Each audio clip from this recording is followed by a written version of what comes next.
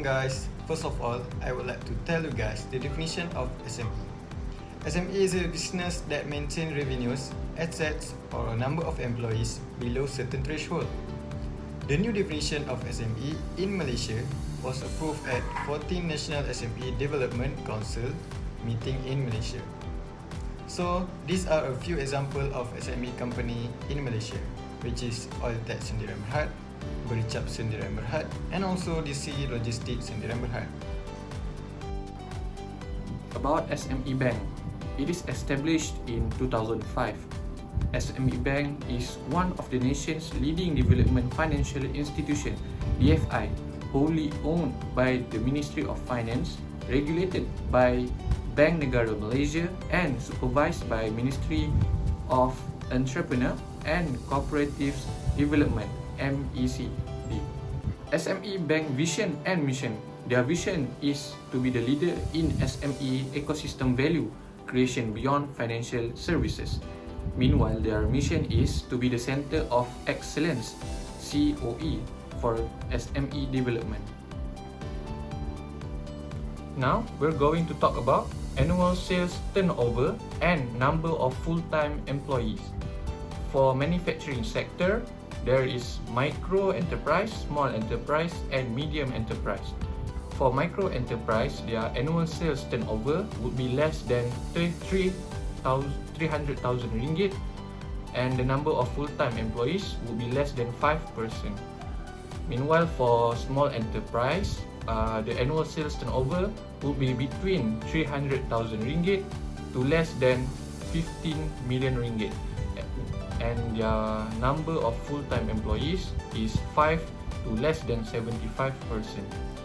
And for the medium enterprise, their annual sales turnover would be 15 million ringgit to not exceed 50 million ringgit. And their number of full-time employees would be 75 to not exceed 200%. And now we're going to talk about the annual sales turnover and the number of full-time employees for service and other sectors. For micro enterprise, their annual sales turnover is less than 300,000 ringgit, and their number of full-time employees is less than 5.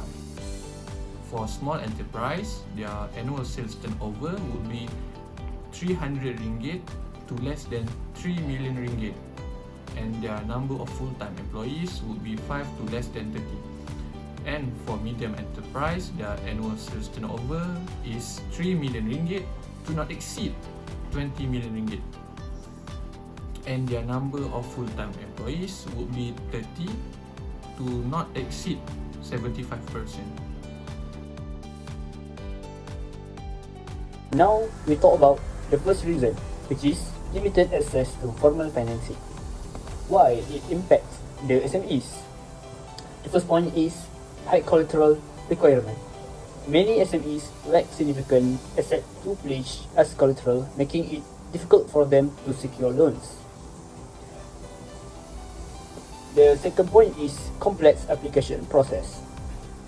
Extensive and complex loan applications process can put a stop to SMEs, especially those lacking the expertise to navigate this procedure. Second point is high interest rates. Higher interest rates increase the cost of borrowing, making loan less attractive or viable for SMEs. For example, a study by Bank Negara Malaysia revealed that 50% of SMEs had their loan application rejected due to inadequate collateral or insufficient documentation.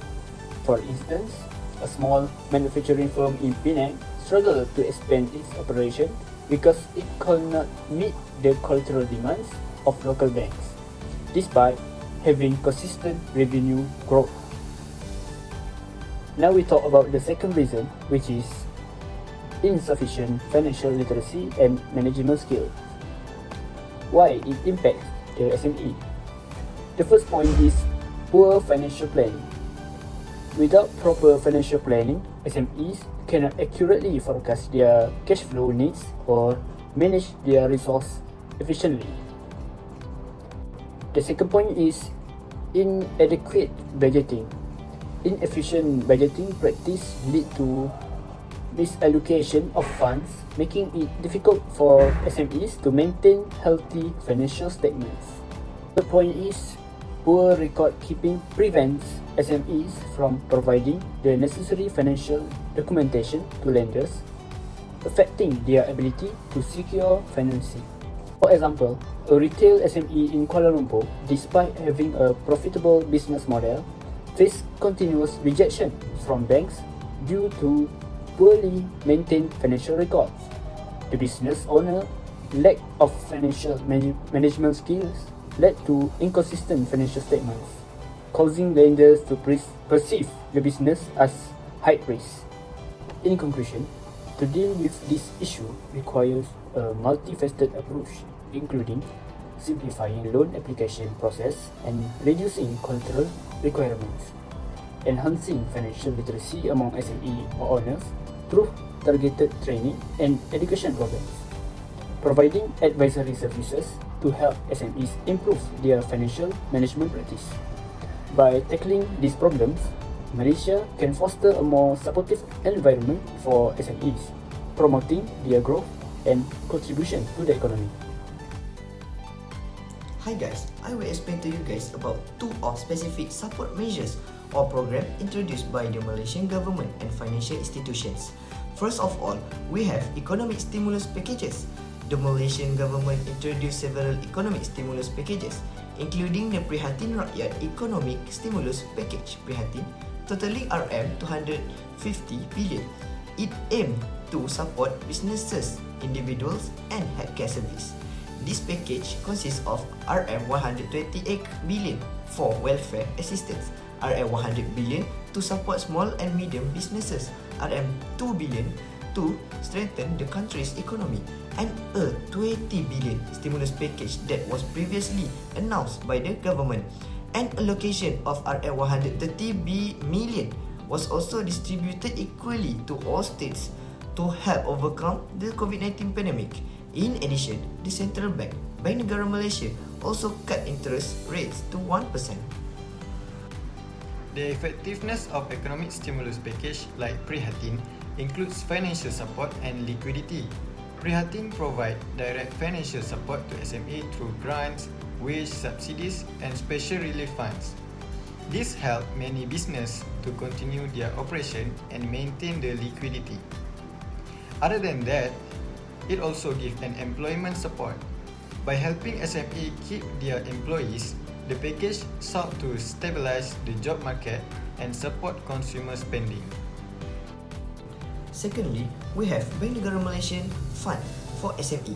This includes several funds such as the BNM SME Automation and Digitalization Facility designed to promote digital adoption and automation among SME, and the BNM Agri-Food Facility, which supports agricultural and food production SME.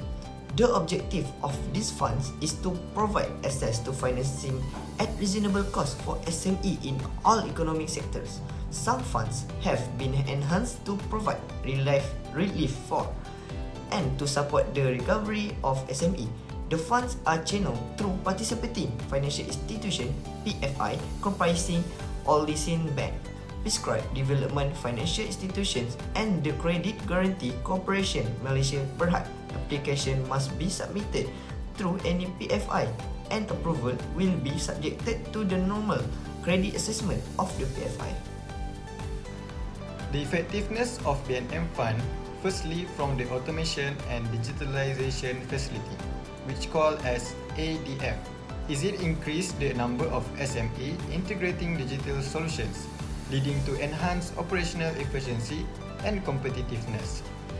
Besides that, from BNM Fund in Agro-Food Facility, which is AF, the effectiveness can be seen by the stability and growth of agro-food sector and its contribution to national food security.